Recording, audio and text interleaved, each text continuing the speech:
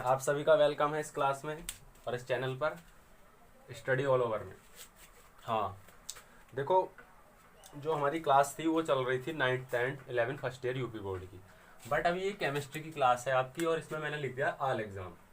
मैं गारंटी दे रहा हूँ, आप ना इस क्लास को देखने के बाद आप चाहे रेलवे, एनटीपीसी, ग्रुप डी या कोई भी एग्जाम की लगा देना, केमिस्ट्री से रिलेटेड जो क्वेश्चंस होंगे ना, मतलब कि जो ये कॉन्सेप्ट मिल गए आपको, तो फिर आप कोई भी एग्जाम लगा लेना, सारे एग्जाम के क्वेश्चंस हो जाएंगे।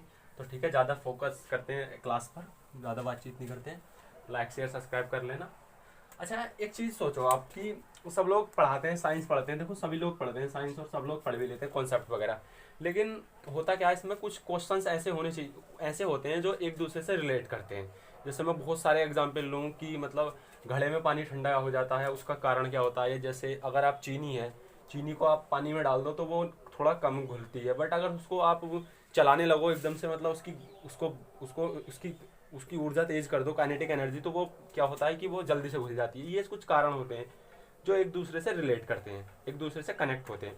तो हमें वही समझनी है, ठीक है। और ये एक चाहे एक ही क्वेश्चन हो या दो ही कॉन्सेप्ट में बताऊं, लेकिन इन कॉन्सेप्ट से आप समथिंग बहुत सारे क्वेश्चंस मतलब एक दूसरे से रिलेट करके पढ़ सकते हैं। और ये ऐसी क्लास होगी कि ये बिल्कुल देसी जिसे बोलते हैं ना, कि मतलब बिल्कुल प्रैक्टिकली। क्योंकि अगर मैं जैसे बताऊंगा कि ये मार्कर है, तो मार्कर के अणु परमाणु इन परमाणुओं से ही मिलकर बना है, अणुओं से मिलकर बना है। इसमें इलेक्ट्रॉन, प्रोटॉन, न्यूट्रॉन है, सब कुछ है, ठीक है। तो फिर अच्छा देखते हैं, फिर पहला पहला हम अपना पहला ही कॉन्सेप्ट देखते हैं, सबसे पहला वाला क्या कि चीनी पानी में घुलती है ना। चीनी का पानी में घुलना, आप कमेंट कर देना, ठीक है, जो भी आपको नहीं समझ आया। ये बिल्कुल मैं देसी, बिल्कुल ये किताबी ज्ञान नहीं रहेगा, ये एकदम से ऐसा रहेगा कि आप बिल्कुल अपने माइंड में क्लिक करो और एकदम से समझो कि हाँ क्यों घुली, उसका कारण क्या हुआ। हमें कुछ लिखना विखना कुछ नहीं है, वनडे एग्जाम जितने भी एग्जाम्स हैं सभी के लिए, ठीक है। अच्छा, चीनी पानी में कैसे घुली। सपोज करो आपकी मेरे पास ये मग है, इस मग के अंदर पानी भी है ना, और मैंने इसमें चीनी डाल दी। जब मैंने इसके अंदर चीनी डाली तो ये चीनी घुल गई, मतलब घुलने लगी, धीरे धीरे घुलने लगी। बहुत कम प्रोसेस हुआ, मतलब कि बहुत ज़्यादा समय लग रहा है इसको घुलने में। बट अगर मैं इसको चलाने लगूँ, यानी इसकी जो वेग बढ़ा दूँ, इसकी गतिज ऊर्जा बढ़ा दूँ, तो वो घुलने लगती है, वो जल्दी घुल जाती है। तो उसका रीज़न क्या होता है, तो देखो मैं बताता हूँ उसके रीज़न होता है तीन तीन प्रकार के पदार्थ। जैसे पदार्थ की तीन अवस्थाएं होती हैं, पदार्थ है ना, मैंने बताया था पदार्थ होता है जिसे बोलते हैं मैटर, ठीक है। इसकी होती है तीन अवस्थाएं, नॉर्मली तीन अवस्थाएं होती हैं, ठोस, द्रव और गैस। देखो इससे कितने सारे कॉन्सेप्ट आपके खुलेंगे। और वैसे एक होता है प्लाज्मा और एक होता है बीईसी। ये चौथी और पांचवी अवस्था होती है, चौथी और पांचवी, जो आजकल के एग्जाम में भी पूछी जाती है। प्लाज्मा और बीईसी के बारे में बताऊंगा, पहले आप इसको देख लो। ठोस जो होता है, ठोस में, अच्छा ये मार्कर समझो आप, इसको एग्जाम्पल ये समझो प्रैक्टिकली कि ये मेरे पास एक मार्कर है। ये जो मार्कर है ये अपने कणों से मिलकर बना है। सॉरी, एक सेकंड। हाँ, ये जो मार्कर है, ये मार्कर अपने अणुओं से, परमाणु से मिलकर बना है। देखो अब पहले सीधी आप बात समझो कि ये इस पृथ्वी में जितना भी मैटर पाया जाए, जितना भी पदार्थ पाया जाता है, कुछ भी पाया जाता है, सपोज करो आप कुछ भी आप ले लो, कुछ भी जो आपके आंखों के सामने दिख रहा हो, जो भी एग्जाम्पल, जैसे आप मग ले लो, ये किताबें ले लो, फोन ले लो, कुछ भी, तो वो अपने अपने परमाणु से मिलकर बना होता है। देखो सबसे पहले होता है नाभिक। मतलब कि अगर मैं इसका मतलब ये है कि अगर मैं इसको काटने लगूँ, इसको तोड़ने लगूँ, तो एक सिचुएशन ऐसी आएगी जहाँ ये टूटना बंद कर देगा, तो वो कहलाता है परमाणु। फिर परमाणु, दो परमाणुओं से मिलकर, जो मतलब परमाणु से मिलकर बनता है अणु। तो परमाणु के अंदर, जैसे मैं ये मान लूँ परमाणु है ये, ठीक है, यानी ये देखो किसी भी चीज़ का है ये, मतलब कि कोई भी चीज़ ले लो आप, तो जैसे ये इसमें मार करके परमाणुओं से मिलकर बना है। पदार्थ जो होता है, ये जो पदार्थ होता है ना, ये पदार्थ की जो कुल मात्रा होती है वो कहलाता है क्या, कोई भी जो तत्व बनता है वो पदार्थ की कुल मात्रा पे मिलकर बनता है। तो परमाणु के अंदर यहाँ पे होते हैं प्रोटॉन प्लस न्यूट्रॉन, ये सभी के अंदर है। आप ऐसा समझो ये इसके अंदर भी है, इसके अंदर भी प्रोटॉन, न्यूट्रॉन, इलेक्ट्रॉन सब है। और इलेक्ट्रॉन जो होते हैं वो इसके बाहर गति करते रहते हैं, ये बाहर घूमते रहते हैं, ठीक है। ये सेल्स होती हैं, इनकी कक्षाएं वगैरह।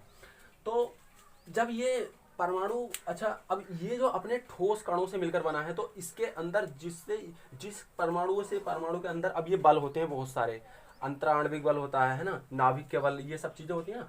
तो ये इनके अंदर जो अंतराण्विक बल का मतलब है जो इनको जकड़े हुए है, जो इन परमाणु को जकड़े हुए है, तो तभी तो ठोस का आकार जो हो जाता है वो निश्चित हो जाता है। निश्चित का मतलब है कि ठोस जो है ये ठोस ही रहने वाला, मतलब कि ये एग्जैक्ट इसकी लोकेशन, अगर मैं इसको यहाँ रखूं तो भी ये एक आकार निश्चित आकार में रहेगा, यानी कि दिखता इसी आकार में रहेगा जैसे है। मैं कहीं और रख दूं इसको, देखो मैं इसको मग में अगर डालने लगूं तो ये मग में रहेगा, इसका वही आकार रहेगा। और लेकिन द्रव का क्या होता है, अनिश्चित होता है। मैंने बताया था ना क्यों, क्योंकि देखो ये द्रव है, मेरे इसमें पानी रख रखा है गिलास में, मतलब इस मग में रख रखा है इसमें, तो ये इस प्रकार से शेप ले रहा है, इस प्रकार से आकार बना रहा है। लेकिन अगर मैं इस चीज को मग में डाल दूं तो ये उसकी तली पर आ जाएगा नीचे, यानी पहले तो आकार इसका यहाँ तक बन रहा था, लेकिन अब क्या हो गया, चेंज हो गया उसका आकार, तो आकार हो गया अनिश्चित। ठीक, तो अब हुआ क्यों, हुआ इसलिए क्योंकि इसके अंदर जो अंतराण्विक बल है, जो इसके बल है, जो इसको जकड़े हुए, जो इन अणु परमाणुओं के बीच में बल लग रहा है, वो इनको बहुत तीव्र बल है। ठीक है, लेकिन इसके अंदर क्या है, इसके अंदर इससे थोड़ा सा कम है, वो जो बल है इनके अंदर भी, लेकिन इसके अंदर बहुत कम है। देखो कितने सारे कॉन्सेप्ट हैं, वो पूछेगा कि ठोस के अंदर अंतराण्विक बल कितना होता है, मतलब क्या होता है, तो वो ऑप्शन आएगा सर्वाधिक हो जाएगा, ठोस से कम, गैस से कम, द्रव से कम, नन ऑफ दिस, तो होता है सर्वाधिक, यानी सबसे ज्यादा जो होता है ठोस के कण होता है, तभी तो इसका आकार निश्चित बनता है। दूसरा आता है द्रव में थोड़ा सा कम हो जाता है, यानी ठोस से कम हो जाता है, गैस में बहुत कम हो जाता है। अच्छा, अब जब इसके मैंने बताया इसके परमाणु होते हैं, ये परमाणु एक दूसरे से मतलब गति, मतलब परमाणु तो होते हैं लेकिन ये परमाणु स्थिर अवस्था में होते हैं।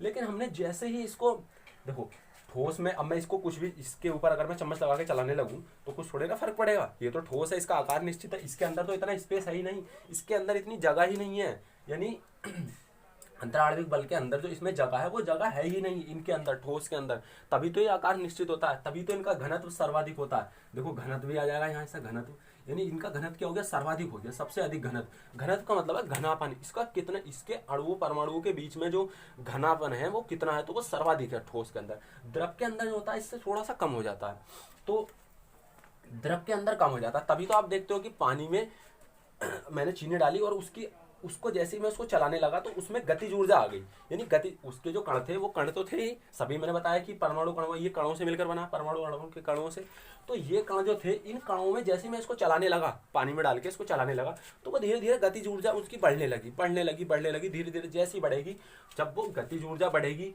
तो उनके अंदर जो, इसके परमाणु के अंदर जो स्पेस थी, जो जगह थी, वो खुलने लगेगी धीरे धीरे। जब वो जगह खुलने लगेगी तो वहां पे चीनी भी ठोस पदार्थ हो गया, तो चीनी में चल रही है, तो वो भी धीरे धीरे वो भी अपने अणुओं में टूटने लगेगी और वो चीनी उसमें घुल जाएगी। सिंपल है ना, वो कैसे घुल गई, क्योंकि उसकी गतिज ऊर्जा। अब जैसा क्वेश्चन हो गया तो इसका आंसर क्या हो जाएगा, किसके कारण घुलती है, काइनेटिक एनर्जी के कारण, काइनेटिक एनर्जी यानी कि गतिज ऊर्जा के कारण। ठीक है, गतिज ऊर्जा। देखो कितने सारे कॉन्सेप्ट हो गए, और आप पूछते रहना, ठीक है, और कमेंट्स करते रहना, हो जाएगा। ठीक, उसके बाद ये चीनी इसमें घुल गई, घुलने के बाद गैस हो गई। अब मैं आपको गैस के बारे में बताऊं, जैसे गैस है, गैस की जो होती है आयतन, आयतन को छोड़ो, मैं बाद में बताऊंगा, पहले इसका आकार तो अनिश्चित हो जाएगा।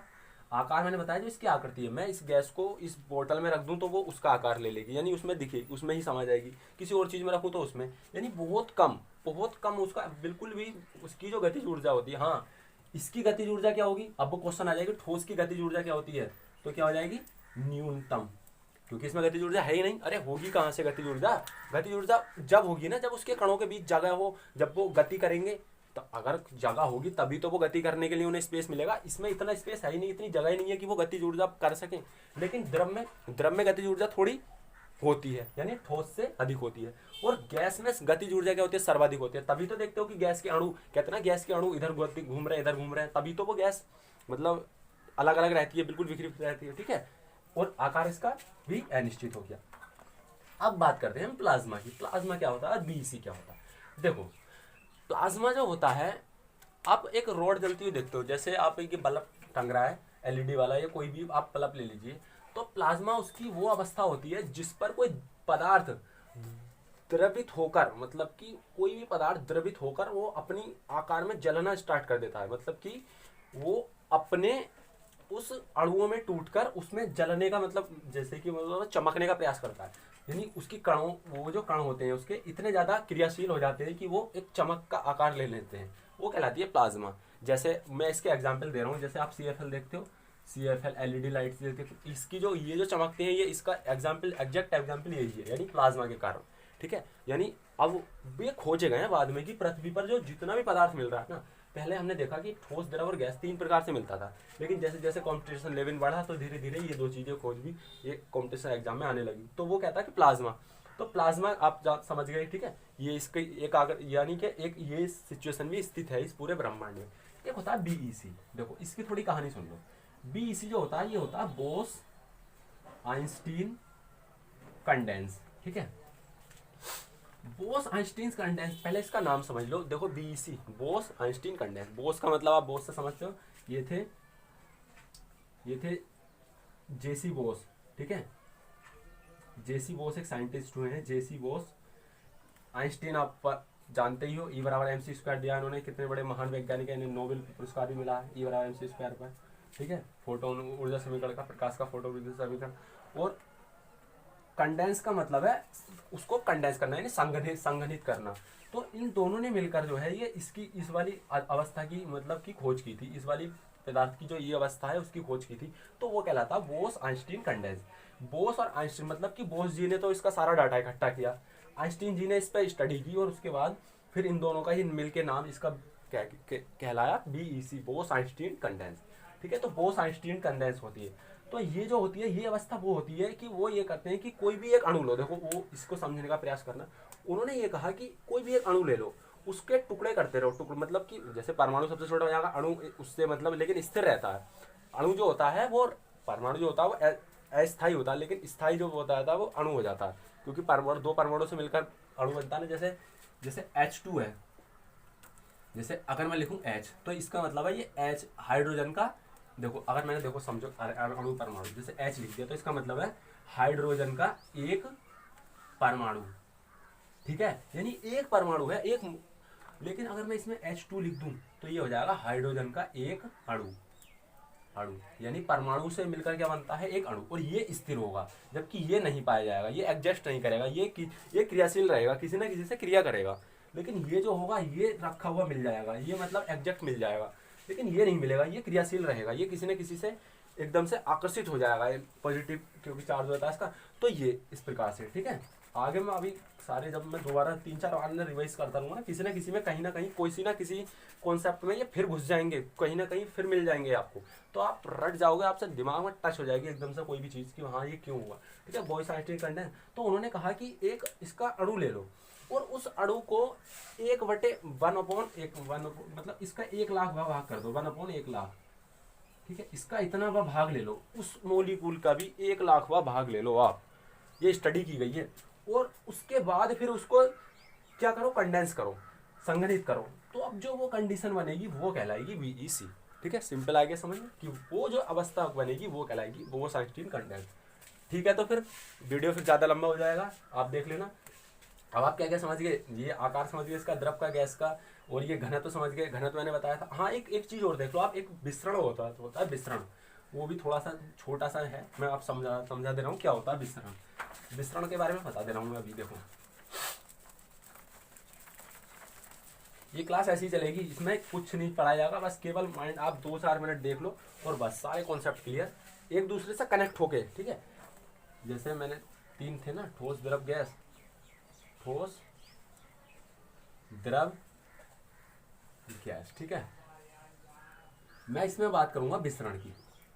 देखो विसरण का मतलब होता है, पहले देखो अगर आप हिंदी में समझ गए ना इसका मतलब क्या है, तो आप इससे रिलेटेड 50 क्वेश्चन आ जाए आप एकदम लगा दोगे। तो विसरण का मतलब होता है किसी चीज में घुलना, घुलने की दर। ठीक है, अच्छा क्या, कैसे घुलने की दर, इसे डिफ्यूजन बोलते हैं इंग्लिश में। ठीक है, DIFFISI है ना, डिफ्यूजन। अब देखो विसरण का मतलब है, देखो अच्छा आप ऐसे समझो कि ये मार्कर है, मैं इस मार्कर में अगर इसके ऊपर चीनी मिलाने लगूँ, इसमें चीनी मिलाने लगूँ, तो क्या इसमें चीनी घुल पाएगी? नहीं घुल पाएगी ना। वो मैंने बता दिया क्यों नहीं घुल पाएगी, क्योंकि इसके जो अंतराणविक बल है, इसके जो परमाणु के अंदर, पदार्थ के अंदर जो इसके परमाणु के अंदर जो बल है, जो जिन परमाणुओं से ये मिलकर बना है, वो जो बल है वो सर्वाधिक है। वो इतना जकड़े हुए हैं कि वो इसको कुछ भी एडजस्ट करने नहीं देगा, कुछ भी घुलने ही नहीं देगा। द्रव में क्या होगा, थोड़ा सा कम हो जाएगा, तभी तो मैं उसको चलाने लगूंगा या वैसे भी रखने रहने दूंगा, तो वो धीरे धीरे घुलने लगेगा, घटती ऊर्जा बढ़कर, है ना। लेकिन गैस में क्या होता है, अच्छा चीनी मैंने इसके ऊपर डाली, नहीं घुली, लेकिन पानी में चीनी डाल दी तो वो घुल जाएगी। ऐसे ही गैस है, गैस में जो विसरण होता है वो सर्वाधिक होता है। विसरण का मतलब होता है मिक्स होना है, घुलना। देखो गैस में जैसे आप देखते हो हमारे यहाँ ये वायुमंडल में कार्बन डाइऑक्साइड पाई जाती है, ठीक है, गलत हो गया, CO2 बताए थे, नाइट्रोजन पाई जाती है, हाइड्रोजन पाई जाती है, हीलियम पाई जाती है, इतनी सारी गैस पाई जाती है, ऑक्सीजन पाई जाती है जो हमारी सबसे ज़्यादा जरूरी है, ठीक है। तो ये गैसें जो हैं ये मिक्स रहती है। अब आप विसरण से समझो कि कहीं खाना बन रहा है, जब खाना बन रहा है तो आपको महक दूर से ही आने लगती है। क्यों आई वो महक, वो दूर से महक क्यों आई, क्योंकि जो गैस होता है उसके, मैंने अभी बताया था, गैस के जो अणुओं के अंदर जो बल होता है वो बहुत बहुत कम होता है, यानी बहुत क्षीण बल होता है। मतलब एक होता है तीव्र, एक होता है क्षीण। क्षीण का मतलब होता है बहुत ही बेकार, मतलब क्षीण बल। ये जो बल होता है ना, ये बहुत कमजोर बल होता है। तो जब ये बल बहुत कमजोर होगा तो इसमें तो कुछ भी घुल जाएगा। तो वायुमंडल है, वायुमंडल में गैस है, अब यहाँ पे कहीं खाना बन रहा है, गैस में क्या हुआ, वो उसके कण आए, यानी कि जैसे आप खाना बन रहा है, जैसे आप सब्जी को छोंका गया या कुछ भी किया गया उसके साथ, तो वो उसके जो कण खुले, वो कण जाके गैस में घुल गए, यानी कि हवा में घुल गए।